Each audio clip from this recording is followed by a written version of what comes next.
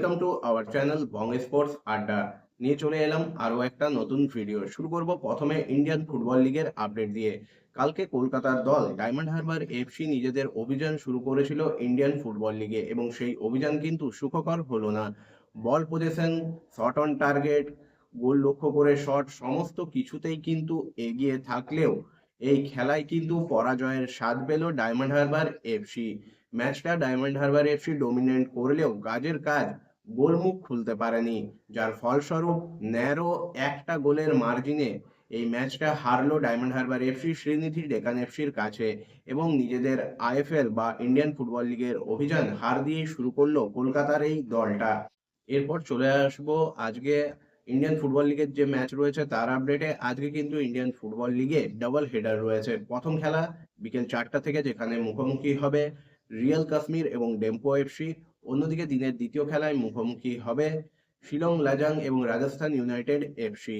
এরপর চলে আসবো আইএসএল এর আপডেটে। কাল ছিল আইএসএল এর ডাবল হেডার, এবং সেই ডাবল হেডারে দিনের প্রথম খেলায় কিন্তু এবারে আইএসএল এর আরেক নবাগত দল ইন্টার কাশি, তারা কিন্তু নিজেদের প্রথম জয় তুলে নিয়েছে। লাস্ট দুটো ম্যাচ তারা ড্র করেছিল, কিন্তু কালকে কিন্তু তারা এবারের আইএসএল এ নিজেদের প্রথম জয়টা তুলে নিয়েছে।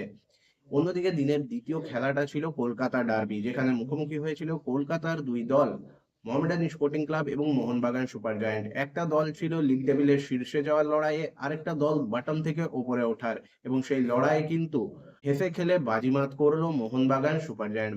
ম্যাচটায় তারা মোহামেডান স্পোর্টিং ক্লাবকে 5-1 গোলের বড় ব্যবধানে পরাজিত করলো। মোহামেডান স্পোর্টিং ক্লাবের ভাগ্য ভালো, বিশেষ করে বলতে হবে তাদের গোলকিপারের কথা। তার হাতেই কিন্তু মোহামেডান স্পোর্টিং ক্লাবকে এই ম্যাচ থেকে লজ্জার হাত থেকে বাঁচিয়েছে। না হলে এই ম্যাচ থেকে কিন্তু মোহামেডান স্পোর্টিং ক্লাবকে আরো একরাশ হতাশা এবং লজ্জা নিয়ে ফিরতে হতো। মোহামেডানের বিপক্ষে যেভাবে মোহনবাগান সুপার জায়ান্ট গোল করছিল, তাতে 10-12 গোল হলেও কিন্তু অবাক হওয়ার ছিল না। বরং বেশ কিছু সহজ সুযোগ যেভাবে মোহনবাগান হারিয়েছে, তা দেখে কিন্তু কোচ লোবেরা সত্যিই তাকে কিন্তু খুবই ডিসঅ্যাপয়েন্টেড দেখিয়েছে যে এইরকম সুযোগগুলো কিভাবে খেলোয়াড়েরা হারাতে পারেন।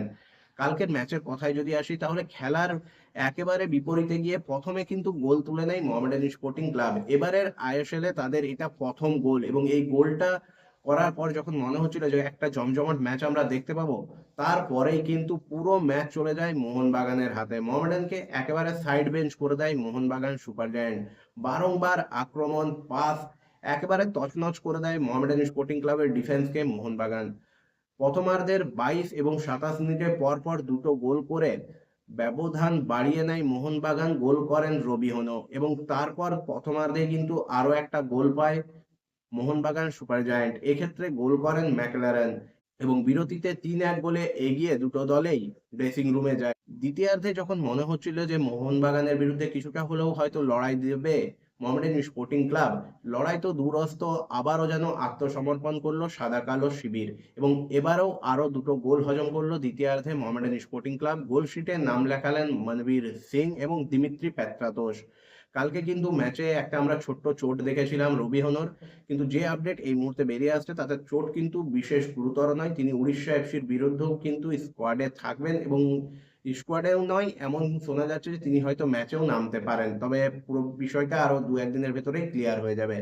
এবং মোহামেডান স্পোর্টিং ক্লাব দলটা কিন্তু এই মুহূর্তে একেবারে লিগের নিচে নেমে গেছে, যেখানে মোহনবাগান তো টপে চলে গেছে, তাদের 3 ম্যাচে 9 পয়েন্ট এবং গোল ডিফারেন্স অনেকটাই বেশি। অন্যদিকে মোহনবাগান সুপার জায়ান্ট কিন্তু এই মুহূর্তে লিগ টেবিলে চলে গেছে জামশেদপুরের সঙ্গে, তারা গোল পার্থক্যে এগিয়ে থাকায় লিগ শীর্ষে রয়েছে। আর মোহামেডান স্পোর্টিং ক্লাব তারা নেমে গেছে একদম তলানিতে।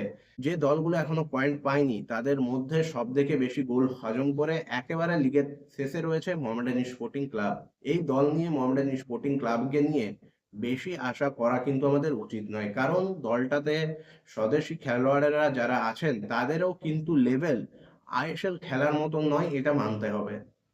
এটা কিন্তু স্বীকার করে নেওয়াটাই ভালো, কারণ আইএসএল এর বাকি দলগুলোর থেকে যোজন দূরে রয়েছে মোহামেডান স্পোর্টিং ক্লাব। এবং যদি রেলিগেশন সত্যিই হয়, তাহলে এখন থেকেই কিন্তু আমার তো মনে হয় মোহামেডান স্পোর্টিং ক্লাব রেলিগেশনের সব থেকে কাছে আছে। বাকি দলগুলো কেবিএফসি, তারাও কিন্তু 3 ম্যাচে 3টা হেরেছে, বা আরো আদার্স দল, তাদের কথা আমি বলছি না, কারণ তারা কিন্তু রিকভার করার মতন তাদের সক্ষমতা রয়েছে, তাদের কাছে সেরকম একটা স্কোয়াড রয়েছে। মোহামেডানের কাছে কিন্তু কিছু নেই, কোচের হাতেও কিচ্ছু করা নেই, তার কাছে যেটুকু মশলা রসদ রয়েছে তা নিয়ে তিনি কিন্তু লড়াই করার চেষ্টা করছেন এবং একটা অসম লড়াই। কলকাতা ডার্বি মানে আমরা আগে যে উত্তেজনা দেখতাম, যে কাটায় কাটায় টক্কর দেখতাম, বর্তমানে কলকাতার লড়াই মানে মোহনবাগান ইস্ট বেঙ্গলে সীমিত হয়ে গেছে। মোহামেডান সাইড লাইনে চলে এসছে, কারণ যেভাবে দল গঠন হচ্ছে, যেভাবে দলটা পারফরমেন্স করছে, বিশেষ করে আইএসএল এ আসার পর থেকে সত্যিই খুব হতাশা। এটা ভারতীয় ফুটবল, কলকাতার ফুটবল কারোর জন্যই ভালো নয়। মানে মোহামেডানের অবস্থা এখন এইরকম যে কিছুদিন পর হয়তো এটা আমাদের বলতে হবে যে মোহামেডান স্পোর্টিং ক্লাব আবার আই লিগে বা আই লিগে থেকেও নেমে যাবে যদি এইরকম ভাবে দল পরিচালনা চলে। আমরা শুনেছিলাম মোহামেডান স্পোর্টিং ক্লাব কিন্তু আইএসএল শুরু হওয়ার মুখে ইনভেস্টারের ঘোষণা করবে, দু একজন ভালো প্লেয়ারকে আবার নিয়ে আসার চেষ্টা করবে, কিন্তু কিছু হয়নি। এবার দেখার কখন সেগুলো হয়, আদৌ হয় কিনা। মানে পুরো বিষয়গুলো এখন কিন্তু অস্পষ্ট মোহামেডানকে কেন্দ্র করে। শুধু যে সিনিয়র পর্যায়ে তাই নয়, মোহামেডান যে জুনিয়র পর্যায়ে খেলাগুলো খেলছে সেখানেও কিন্তু নাকানি চোবানি খেতে হচ্ছে সাদা কালো ব্রিগেডকে।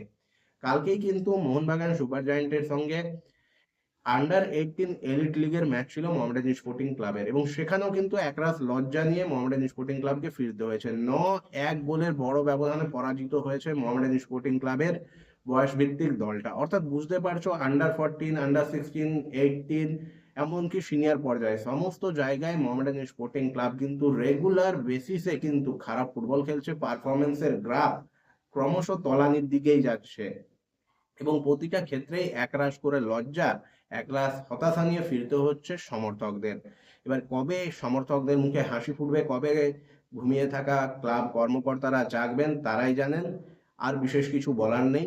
এবার চলে আসবো আজকে ভারত এবং ওয়েস্ট ইন্ডিজের মধ্যে যে ম্যাচ রয়েছে সেই ম্যাচ নিয়ে। আজকে কিন্তু ম্যাচটা ভারতের কাছে ডু অর ডাই ম্যাচ। কালকে কিন্তু একটা দুর্ধর্ষ ম্যাচ আমরা দেখেছি পাকিস্তান এবং শ্রীলঙ্কার মধ্যে।